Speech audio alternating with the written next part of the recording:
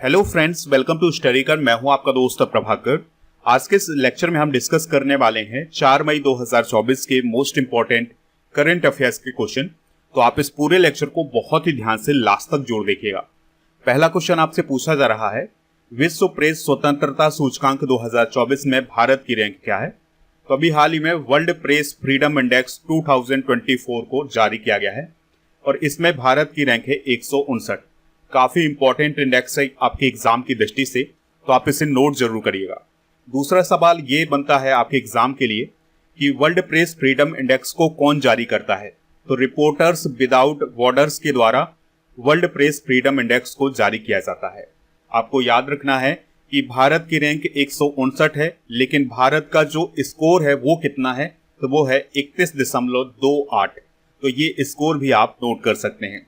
अगर आपसे सवाल पूछा जाए कि वर्ल्ड प्रेस फ्रीडम इंडेक्स 2024 में कितने देशों को शामिल किया गया था, तो 180 देशों को शामिल किया गया था। अगर हम 2023 की तुलना में अगर हम बात करें भारत की मीडिया की, तो उसकी रैंक में सुधार हुआ है, क्योंकि 2023 में इंडिया के मीडिया की रैंकिंग थी 161 और अब कितनी हो गई है 159, यानी 2 अंकों का सुधार हुआ है। अगर हम 2024 के आंकड़ों की बात करें तो भारत की रैंक तुर्की, पाकिस्तान और श्रीलंका से पीछे है। तो तुर्की की रैंकिंग है 158, पाकिस्तान की 152 और श्रीलंका की 150 रैंकिंग है, और भारत की कितनी है 159। तो इस रैंकिंग से आप भारतीय मीडिया के स्तर का पता लगा सकते हैं। इस सूचकांक में अमेरिका की रैंक कितनी है 55 और रूस की कितनी है 162। ये सभी रैंक आप नोट करते जाइएगा। देखिए, फिलिस्तीन और इजराइल काफी चर्चा में है। तो फिलिस्तीन 157वें स्थान पर है और इजराइल 101वें स्थान पर है। दोस्तों, अगर हम बात करें रिपोर्टर्स विदाउट बॉर्डर्स की, तो यह एक अंतर्राष्ट्रीय गैर लाभकारी यानी नॉन प्रॉफिट और गैर गवर्नमेंटल ऑर्गेनाइजेशन है, यानी इसका किसी भी सरकार से लेना देना नहीं है। हेडक्वार्टर कहाँ है इसका? पेरिस, फ्रांस में। अब यहाँ पर वर्ल्ड प्रेस फ्रीडम इंडेक्स की तो बात हुई है, तो अभी तक हमने ये तो डिस्कस किया नहीं है कि पहले नंबर पर कौन है। तो हम टॉप देशों की अगर हम बात करें तो पहले स्थान पर नॉर्वे है। तो एक क्वेश्चन आपसे ये भी पूछा जा सकता है कि वर्ल्ड प्रेस फ्रीडम इंडेक्स 2024 में पहले स्थान पर कौन सा देश है, तो वो है नॉर्वे। दूसरे पर डेनमार्क, तीसरे पर स्वीडन, चौथे पर नीदरलैंड्स और 5वें पर फिनलैंड, 6ठे नंबर पर एस्टोनिया, 7वें स्थान पर है पुर्तगाल, 8वें पर आयरलैंड, 9वें पर स्विट्जरलैंड और 10वें नंबर पर है जर्मनी। तो ये है टॉप रैंक वाले देश। अगर हम बॉटम रैंक वाले देशों की बात करें, यानी सबसे घटिया प्रदर्शन किन देशों का रहा है, तो सबसे घटिया प्रदर्शन रहा है इरिट्रिया का। ये 180वें स्थान पर रहा है। 179वें स्थान पर सीरिया रहा है। 178वें स्थान पर अफगानिस्तान, 177वें स्थान पर नॉर्थ कोरिया, 176वें स्थान पर ईरान, 175वें स्थान पर तुर्कमेनिस्तान रहा है, 174वें स्थान पर वियतनाम, 173वें स्थान पर बहरीन, 172वें स्थान पर चाइना और 171वें स्थान पर म्यांमार रहा है। तो दोस्तों, कुछ इंपॉर्टेंट इंडेक्स और रिपोर्ट डिस्कस कर लेते हैं। तो अभी हाल ही में UNFPA की रिपोर्ट जारी की गई थी। इसमें भारत की जनसंख्या 144 करोड़ बताई गई है और भारत को सबसे अधिक जनसंख्या वाला देश बताया गया है। दूसरे स्थान पर चाइना रहा है। चाइना की जनसंख्या बताई गई है 142.5 करोड़। अभी हाल ही में सिपरी के द्वारा एक इंडेक्स जारी किया गया था, तो इसमें वैश्विक सैन्य खर्च में चौथे स्थान पर कौन है? भारत, और पहले स्थान पर अमेरिका है। US वर्ल्ड यूनिवर्सिटी रैंकिंग को अभी हाल ही में जारी किया गया था। इसमें JNU का स्थान क्या रहा है? 20वां रहा है। वर्ल्ड साइबर इंडेक्स 2024 कुछ समय पहले जारी किया गया था। इसमें भारत का स्थान 10वां रहा है और प्रथम स्थान रूस का रहा है। हुरून ग्लोबल यूनिकॉर्न इंडेक्स 2024 में भारत का स्थान तीसरा रहा है। यहाँ पर 67 यूनिकॉर्न रहे हैं और पहले स्थान पर अमेरिका रहा है। यहाँ पर 703 यूनिकॉर्न रहे हैं। तेंदुआ रिपोर्ट 2024 की बात करें तो पर्यावरण मंत्रालय के द्वारा यह रिपोर्ट जारी की गई थी। इसमें भारत में तेंदुआ की संख्या 13,874 और सबसे अधिक तेंदुआ मध्य प्रदेश में है 3,907।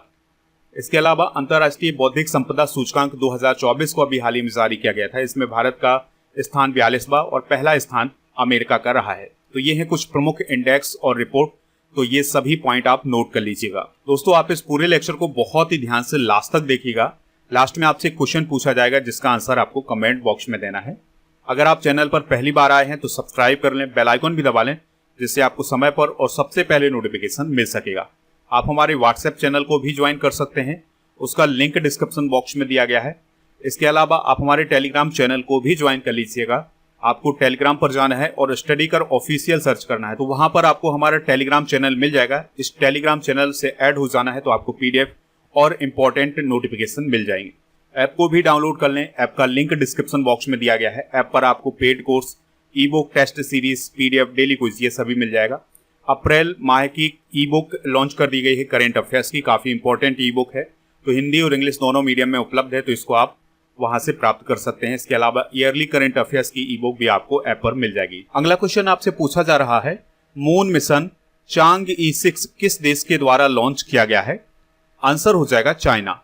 तो चाइना के द्वारा अभी हाल ही में एक मून मिशन लॉन्च किया गया है, इसका नाम है चांग-ई 6। काफी इंपॉर्टेंट मून मिशन है चाइना का। इसको किस रॉकेट से लॉन्च किया गया है, इसको आपको याद रखना है। तो लॉन्ग मार्च 5 रॉकेट से लॉन्च किया गया है, जो कि काफी इंपॉर्टेंट है। दोस्तों अब सवाल आता है कि चाइना के द्वारा ये जो चांग-ई 6 मिशन लॉन्च किया गया है, इसका उद्देश्य क्या है या ये क्या काम करेगा?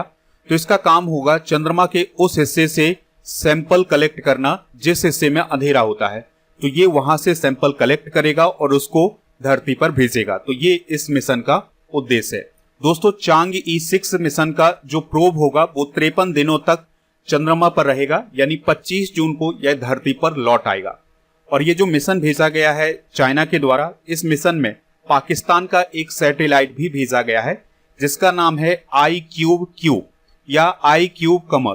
तो इस सैटेलाइट को भी भेजा गया है इस मिशन के तहत। दोस्तों ये जो सैटेलाइट है उसमें 2 कैमरे हैं जो चंद्रमा की सतह की तस्वीरें लेंगे। और चाइना के द्वारा अभी हाल में एक लक्ष्य रखा गया है 2030 तक का, जिसमें यह कहा गया है कि अंतरिक्ष यात्रियों को चंद्रमा की सतह पर भेजा जाएगा 2030 तक चाइना के द्वारा। अभी हाल ही में चाइना के द्वारा एक अंतरिक्ष यान लॉन्च किया गया था जिसका नाम था सैनझोउ 18, जो कि तियांगोंग स्पेस स्टेशन के लिए भेजा गया था। तो इसमें 3 अंतरिक्ष यात्रियों को भेजा गया है तियांगोंग अंतरिक्ष स्टेशन के लिए। चलिए कुछ इंपॉर्टेंट करंट अफेयर्स डिस्कस कर लेते हैं।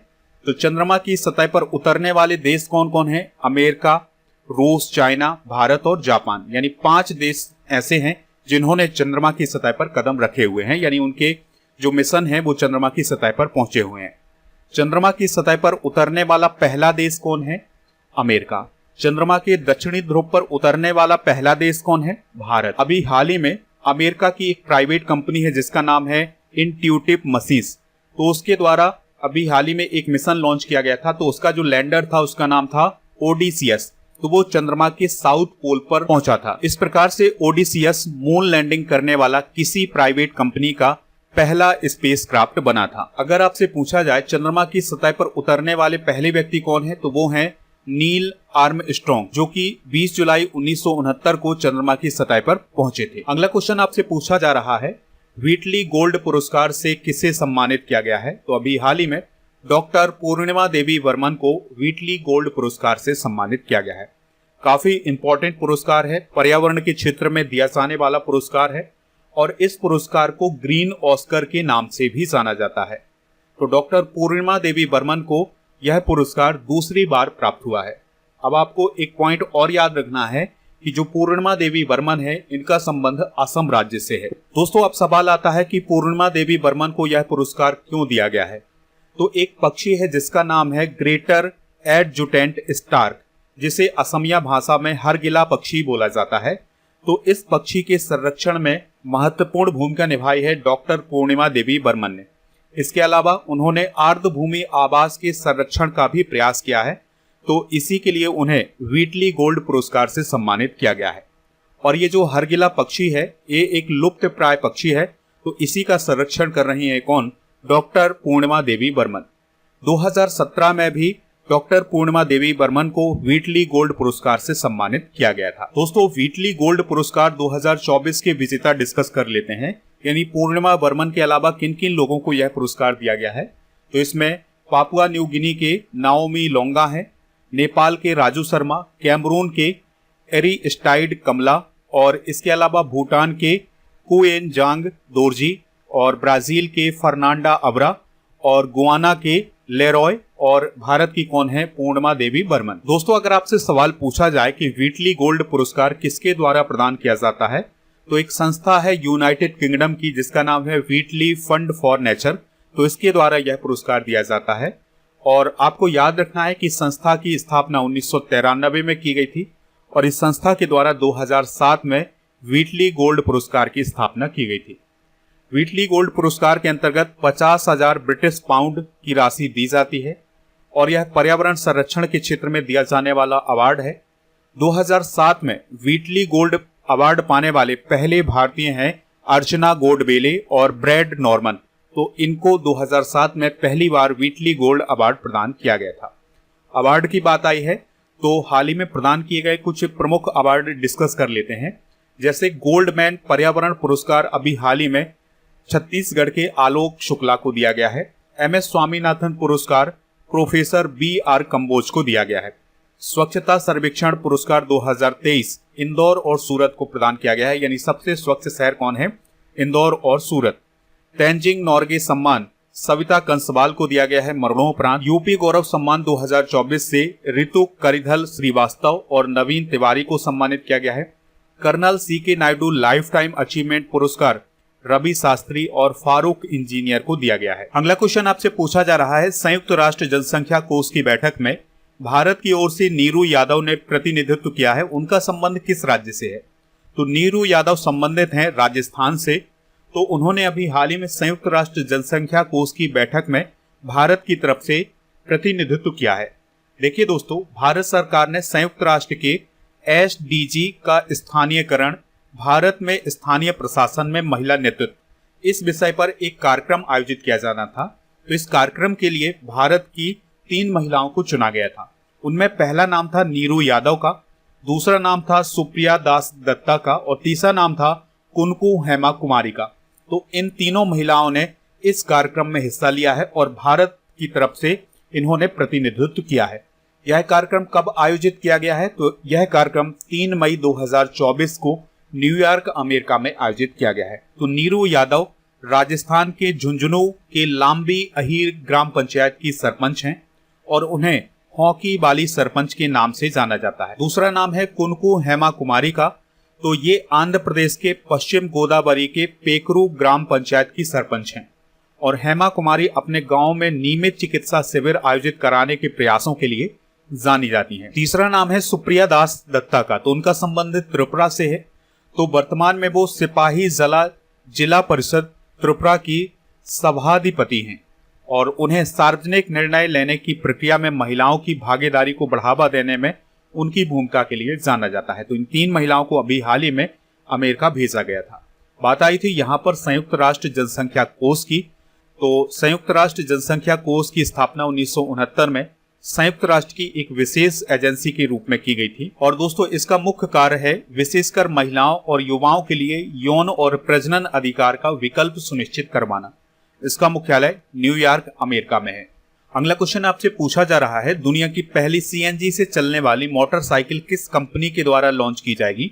तो यह बजाज ऑटो के द्वारा लॉन्च की जाएगी। तो बजाज ऑटो ने अभी हाल ही में ये घोषणा की है कि उसके द्वारा दुनिया की पहली CNG से चलने वाली मोटरसाइकिल लॉन्च की जाएगी और ये लॉन्चिंग कब होने वाली है?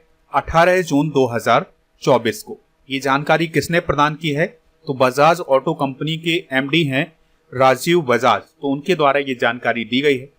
आपको याद रखना है कि इस मोटरसाइकिल का नाम क्या होगा? तो इसका नाम होगा ब्रूजर 125 CNG। तो ये नाम इसका हो सकता है। और दोस्तों कंपनी के द्वारा ये जानकारी दी गई है कि पेट्रोल से चलने वाली जो बाइक है उसकी तुलना में जो CNG से चलने वाली बाइक होगी उसकी रनिंग कॉस्ट यानी चलने की जो लागत है वो आधी होगी। यहाँ पर बात आई है CNG की। तो CNG का फुल फॉर्म क्या होता है? Compressed natural gas. आजकल इसका यूज ईंधन के रूप में काफी अधिक किया जा रहा है और दोस्तों यह मुख्य रूप से मीथेन से बनी हुई गैस होती है और यह नॉन पॉल्यूटेंट होती है, यानी इसके द्वारा पॉल्यूशन बहुत कम होता है और पर्यावरण को सुरक्षित रखने में CNG सबसे अच्छा विकल्प माना जा रहा है, इसलिए इसका यूज ईंधन के रूप में किया जा रहा है। सन 1800 में CNG का आविष्कार किया गया था। 2024 में प्रथम डिस्कस कर लेते हैं। तो देश की पहली अंडर वाटर मेट्रो की शुरुआत कहां पर की गई है? कोलकाता में। BSF की पहली महिला स्नाइपर कौन है? सुमन कुमारी। भारत की पहली ड्राइवरलेस मेट्रो ट्रेन की शुरुआत कहां की गई है? बेंगलुरु में। भारत का पहला आयुर्वेदिक कैफे कहां स्थापित किया गया है? नई दिल्ली में। दुनिया की पहली 3D प्रिंटेड मस्जिद का अनावरण कहाँ किया गया है? सऊदी अरब में। समान नागरिक संहिता कानून बिल पेश करने वाला पहला राज्य कौन है? उत्तराखंड। भारत के पहले स्किल इंडिया सेंटर का उद्घाटन संबलपुर उड़ीसा में किया गया है। सेमीकंडक्टर नीति को लागू करने वाला पहला राज्य कौन है? गुजरात। ट्रैफिक ऑडिट कराने वाला पहला राज्य कौन है? बिहार। तो ये है 2024 की प्रथम घटनाएं। अगला क्वेश्चन है, जेरेमिया मानेले को किस देश के प्रधानमंत्री के रूप में नियुक्त किया गया है? आंसर हो जाएगा सोलोमन द्वीप। तो सोलोमन द्वीप के नए प्रधानमंत्री बने हैं जेरेमिया मानेले। तो दक्षिण प्रशांत में स्थित है सोलोमन द्वीप, तो उसके नए प्रधानमंत्री बने हैं जेरेमिया मानेले। और आपको याद रखना है कि जो सोलोमन द्वीप की संसद है, यहाँ पर 49 मेंबर हैं, यानी कि 49 सांसद हैं। तो 49 सांसदों में से 31 सांसदों ने जेरेमिया मानेले के पक्ष में वोटिंग की है। इस प्रकार से वो सोलोमन द्वीप के नए प्रधानमंत्री बन गए हैं। आपको याद रखना है कि जेरेमिया मानेले ने विदेश मंत्री के रूप में भी काम किया हुआ है। आपको याद होगा कि एक छोटा सा देश है जिसका नाम है मालदीव, और वहां के जो राष्ट्रपति हैं मोहम्मद मुइज़ू, वो चाइना परस्त माने जाते हैं, यानी कि चाइना से उनका काफी लगाव है और उन्होंने इसी के चक्कर में भारत के साथ भी अपने रिश्ते खराब कर लिए हैं। तो अब जो जेरेमिया मानेले हैं ये मोहम्मद मुइज़ू की ही तरह हैं, यानी कि ये भी चाइना परस्त हैं। तो इन्हें चाइना का काफी करीबी नेता माना जाता है। सोलोमन द्वीप की लोकेशन यहाँ पर आप देख लीजिएगा, ये है ऑस्ट्रेलिया। यहाँ पर आप ऑस्ट्रेलिया को देख पा रहे हैं। यहाँ पर कुछ द्वीपों का समूह है जिसे हम सोलोमन आइलैंड्स बोलते हैं। तो इसमें से 6 प्रमुख द्वीप हैं और बाकी 900 से अधिक छोटे छोटे द्वीप हैं। कैपिटल क्या है इसकी? होनियारा। और ये होनियारा जो है ये सोलोमन द्वीप का जो सबसे बड़ा द्वीप है जिसका नाम है गुआडल कैनाल, तो उसमें ये स्थित है। सोलोमन द्वीप के सम्राट कौन है? चार्ल्स तृतीय।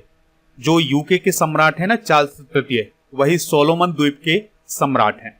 गवर्नर जनरल कौन है? Sir David बुगानी।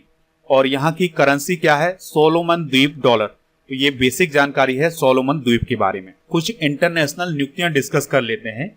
जैसे डिल्मा रूसेफ को ब्रिक्स बैंक का अध्यक्ष बनाया गया है। रूबेन आजार भारत में इजराइल के राजदूत बने हैं। अरिंदम बागची संयुक्त राष्ट्र में भारत के स्थायी प्रतिनिधि बने हैं। सुक्सेस मसरा चाड के प्रधानमंत्री बने हैं। इसके अलावा मुख्तार बाबायेव ये COP29 के अध्यक्ष बने हैं। और संधिन पांड्यन ये WTO में भारत के राजदूत बने हैं। और इंद्रमणि पांडे ये बिम्स्टेक के महासचिव बने हैं। गैब्रियल अटल ये फ्रांस के प्रधानमंत्री बने हैं, जो कि सबसे युवा प्रधानमंत्री हैं फ्रांस के। और क्राउन प्रिंस फ्रेडरिक ये डेनमार्क के राजा बने हैं। इसके अलावा सुल्तान इब्राहिम इस्कंदर मलेशिया के 17वें राजा बने हैं। विलियम लाई ताइवान के राष्ट्रपति बने हैं। वर्नाडो एरेवलो ये ग्वाटेमाला के राष्ट्रपति बने हैं। अलेक्जेंडर सटप ये फिनलैंड के राष्ट्रपति बने हैं। और अहमद अवद बिन मुबारक ये यमन के प्रधानमंत्री बने हैं। अगला क्वेश्चन आपसे पूछा जा रहा है, विश्व प्रेस स्वतंत्रता दिवस हर साल कब मनाया जाता है? आंसर हो जाएगा 3 मई को। तो 3 मई को हर साल वर्ल्ड प्रेस फ्रीडम डे मनाया जाता है। काफी इंपॉर्टेंट डे है। और 2024 में इसका 31वां संस्करण मनाया गया है। 1993 में संयुक्त राष्ट्र महासभा के द्वारा इस दिवस की घोषणा की गई थी। और आपको याद रखना है कि 2024 में विश्व प्रेस स्वतंत्रता दिवस का जो कार्यक्रम है वो चिली के सैंटियागो में आयोजित किया गया है। यानी कि चिली देश इस बार विश्व प्रेस स्वतंत्रता दिवस का मेजबान था। दोस्तों, वर्ल्ड प्रेस फ्रीडम डे 2024 की थीम क्या है ये जरूर आप नोट कर लीजिएगा। ये थीम है a press for the planet, journalism in the face of the environmental crisis. तो ये थीम जरूर नोट कर लीजिएगा। 2023 की थीम क्या थी? Shaping a future of right, freedom of expression as a driver for all other human rights. अगला question आपसे पूछा जा रहा है, भारत का कौन सा ब्रांड T20 वर्ल्ड कप 2024 में अमेरिका और साउथ अफ्रीका की टीमों का स्पॉन्सर बना है? आंसर हो जाएगा अमूल। तो भारत का एक डेयरी ब्रांड है अमूल, तो वो है अब अमेरिका और साउथ अफ्रीका की टीमों का स्पॉन्सर बनेगा। यानी कि अब अमेरिका और साउथ अफ्रीका की जो टीमें होंगी उनकी जर्सी पर अमूल का लोगो भी दिखाई देगा। नेक्स्ट क्वेश्चन है, अमेरिकन एक्सप्रेस कंपनी ने दुनिया भर में अपना सबसे बड़ा कैंपस कहाँ खोला है? आंसर हो जाएगा गुरुग्राम में। तो अमेरिकन एक्सप्रेस नाम की कंपनी है, तो उसके द्वारा अभी हाल ही में गुरुग्राम हरियाणा में सबसे बड़ा कैंपस खोला गया है दुनिया भर का। और यह जो कैंपस है ये 10 लाख वर्ग फुट में फैला हुआ है। अमेरिकन एक्सप्रेस कंपनी की बात करें तो यह एक अमेरिकी कंपनी है और यह एक बैंक होल्डिंग कंपनी है और बहुराष्ट्रीय वित्तीय सेवा निगम के रूप में अमेरिकन एक्सप्रेस कंपनी काम करती है। अगला क्वेश्चन आपसे पूछा जा रहा है, गल्फ यूथ गेम 2024 में पहला स्थान किस देश ने हासिल किया है? आंसर हो जाएगा यूएई ने। तो अभी हाल ही में गल्फ यूथ गेम का पहला संस्करण संयुक्त अरब अमीरात में 16 अप्रैल से 2 मई 2024 तक आयोजित किया गया है। इसमें 3500 पुरुष और महिला एथलीटों ने हिस्सा लिया था और 41 अलग अलग स्पर्धाओं में इसका आयोजन किया गया है। तो दोस्तों, संयुक्त अरब अमीरात पहले स्थान पर रहा है मेडल टैली में। तो यूएई ने 296 मेडल हासिल किए हैं, जिसमें 96 गोल्ड, 103 सिल्वर और 97 ब्रॉन्ज मेडल रहे हैं। दोस्तों, यहाँ पर बात आई है गल्फ देशों की, क्योंकि ये जो गल्फ यूथ गेम हैं इन्हीं गल्फ देशों के बीच आयोजित किए गए हैं। तो जो फारस की खाड़ी है या पर्सियन गल्फ है, इससे सटे हुए देशों को गल्फ देश या खाड़ी के देश कहा जाता है। यहाँ पर आप पर्सियन गल्फ देख सकते हैं। तो इससे सटे हुए जो भी देश हैं वो कहलाते हैं खाड़ी के देश। तो इसमें कौन कौन से देश आते हैं याद रखिएगा, Bahrain, Kuwait, Iraq, Oman, Qatar, Saudi Arabia और यूएई। तो ये 7 देश हैं जो कि गल्फ कंट्री कहलाती हैं। ये थे आज के करंट अफेयर्स के क्वेश्चन। चलिए अब हम कल के करंट अफेयर्स के क्वेश्चन एक बार रिवाइज कर लेते हैं, फिर जनरल नॉलेज के पिटारे को डिस्कस करेंगे। लास्ट में पूछेंगे आपसे एक क्वेश्चन जिसका आंसर आपको कमेंट बॉक्स में बताना है। तो कल का पहला क्वेश्चन था 46वीं अंटार्कटिक संधि सलाहकार बैठक किस देश में आयोजित की जाएगी? भारत में। हाल ही में पेटीएम मनी के सीईओ कौन बने हैं? राकेश सिंह। उमा रामानंद का निधन हो गया है, वह कौन थी? तो वह एक प्लेबैक सिंगर थी। आईआईटी मद्रास की ई प्लान कंपनी की इलेक्ट्रिक एयर टैक्सी किस वर्ष लॉन्च की जाएगी? 2025 में। भारतीय सेना और पुनीत बालन समूह के द्वारा देश का पहला संविधान गार्डन कहाँ बनाया गया है? पुणे में। भारत का पहला आर्टिफिशियल इंटेलिजेंस के द्वारा संचालित टैक्स फाइलिंग ऐप किसने लॉन्च किया है? इजी टैक्स ने। नई दिल्ली में भारत और किस देश के द्वारा संयुक्त सुरक्षा अभ्यास आयोजित किया गया है? इजराइल के बीच में। किस देश को विश्व बैंक के द्वारा 84 मिलियन अमेरिकी डॉलर की मानवीय सहायता प्रदान की गई है? अफगानिस्तान। एनपीसीआई इंटरनेशनल के द्वारा किस देश को यूपीआई जैसी भुगतान प्रणाली डेवलप करने में सहायता की जाएगी? नामीबिया। अंतर्राष्ट्रीय शतरंज महासंघ ने हाल ही में किसे ग्रैंड मास्टर की उपाधि से सम्मानित किया है? वैशाली रमेश बाबू को। आज के जनरल नॉलेज के पिटारे में डिस्कस करेंगे भारतीय संविधान में महत्वपूर्ण आयु सीमा। तो राष्ट्रपति की जो न्यूनतम आयु होती है, यानी राष्ट्रपति बनने के लिए जो न्यूनतम आयु होती है वो होती है 35 साल। इसका वर्णन अनुच्छेद 58(1)(b) में किया गया है। और उपराष्ट्रपति के लिए न्यूनतम आयु होती है 35 साल और इसका वर्णन अनुच्छेद 66(3)(b) में किया गया है। राज्यपाल के लिए न्यूनतम आयु होती है 35 साल और इसका वर्णन अनुच्छेद 157 में किया गया है। लोकसभा सांसद के लिए न्यूनतम आयु होती है 25 साल और इसका वर्णन अनुच्छेद 84(b) में किया गया है। और विधायक के लिए न्यूनतम आयु होती है 25 साल, इसका वर्णन अनुच्छेद 173(b) में किया गया है। राज्यसभा सांसद के लिए न्यूनतम आयु होती है 30 साल, इसका वर्णन अनुच्छेद 84(b) में किया गया है। और एमएलसी के लिए न्यूनतम आयु होती है 30 साल, इसका वर्णन अनुच्छेद 173(b) में किया गया है। हाई कोर्ट के न्यायाधीश के लिए जो ऊपरी सीमा होती है यानी मैक्सिमम आयु होती है वो होती है 62 साल, जिसका वर्णन अनुच्छेद 217(1) में किया गया है। मतदाता की न्यूनतम आयु कितनी होती है? 18 साल, इसका वर्णन अनुच्छेद 326 में किया गया है। सुप्रीम कोर्ट के न्यायाधीश की ऊपरी सीमा यानी मैक्सिमम आयु होती है 65 साल और इसका वर्णन अनुच्छेद 124(2) में किया गया है।